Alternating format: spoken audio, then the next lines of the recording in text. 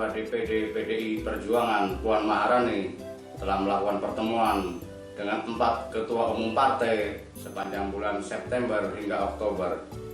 Namun safari politik Puan diduga gagal sehingga ibunya, Ketua Umum PDIP Megawati Soekarno Putri, harus turun gunung. Seperti diketahui, Puan telah menemui Ketua Umum Partai Nasdem Surya Paloh, Ketua Umum Partai Gerindra Prabowo Subianto, Ketua Umum PKB Muhaimin Iskandar, dan terakhir Ketua Umum Partai Golkar Airlangga Hartarto. Ada 3 indikasi kegagalan safari politik Puan. Pertama, tidak ada pernyataan politik yang signifikan terkait konfigurasi kerjasama PDIP dengan keempat partai itu menuju Pilpres 2024. Pernyataan yang disampaikan kepada media sangat normatif dan tidak ada tanda-tanda mengarah pada koalisi.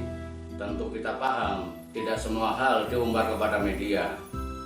Ada bahasan-bahasan yang bersifat rahasia dan hanya untuk konsumsi internal partai masing-masing.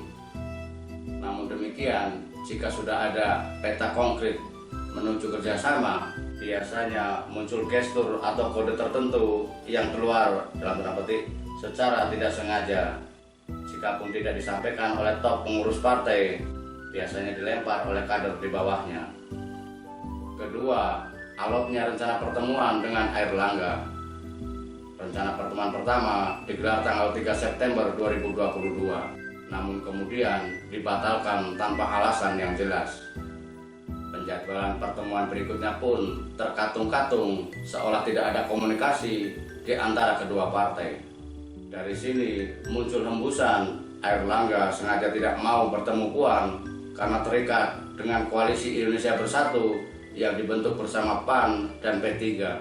Sinyalemen jika koalisi ini disiapkan sebagai skoci andai Gubernur Jawa Tengah Ganjar Pranowo tidak diusung oleh PDIP, seolah menemukan kebenarannya. Pertemuan Puan dengan Airlangga akhirnya memang terlaksana, namun dilakukan di dalam petik tempat terbuka, yakni di pelataran Monas di sela-sela acara Jalan Sehat. Waktu dan tempatnya jelas tidak tepat untuk membahas hal-hal serius, semisal penjajakan koalisi atau menyodorkan roadmap menuju Pilpres 2024 yang dapat dilalui bersama. Pernyataan yang disampaikan kepada wartawan sangat standar, di mana keduanya sepakat agar pemimpin mendatang dapat melanjutkan pembangunan yang telah dilakukan oleh Presiden Joko Widodo. Satu-satunya pernyataan Puan yang menarik adalah kesiapan PDIP jika harus bertarung dengan Golkar di Pilpres mendatang. Sesuatu yang tidak mungkin dicetuskan jika pembicaraan dengan Airlangga yang dalam tanda petik terburu-buru menghasilkan kesepakatan awal. Ketiga, pertemuan antara Megawati dengan Presiden Joko Widodo di Istana Batu Tulis Bogor. Sangat mungkin pertemuan ini atas inisiatif Megawati yang bertindak sebagai tuan rumah. Seriusnya pertemuan antara Megawati dengan Jokowi dapat dimaknai dari ungkapan Sekretaris Jenderal PDIP Hasto Kristianto. Setelah basa-basi menjelaskan menu makanan kerakyatan, Hasto mengatakan pertemuan selama 2 jam itu membahas agenda Pilpres 2024.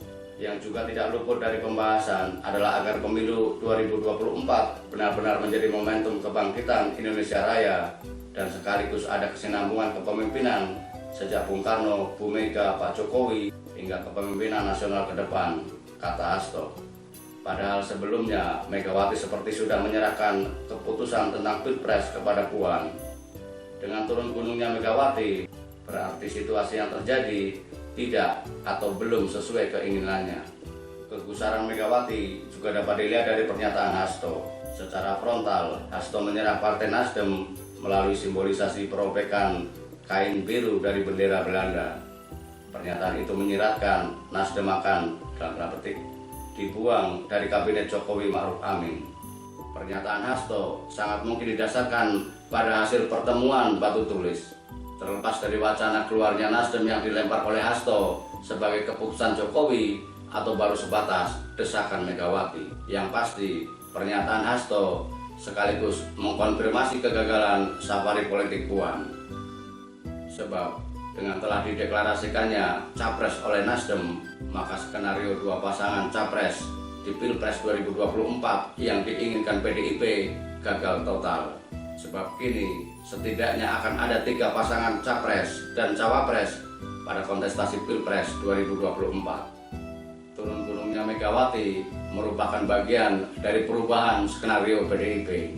Namun belum ada sinyal terkait bentuk skenario kedua yang akan dimainkan PDIP. Sangat mungkin dalam skenario kedua, nama Gubernur Jawa Tengah Ganjar Pranowo ada di dalamnya seperti yang diinginkan Hasto Kristianto selama ini. Benarkah demikian? Menarik untuk ditunggu.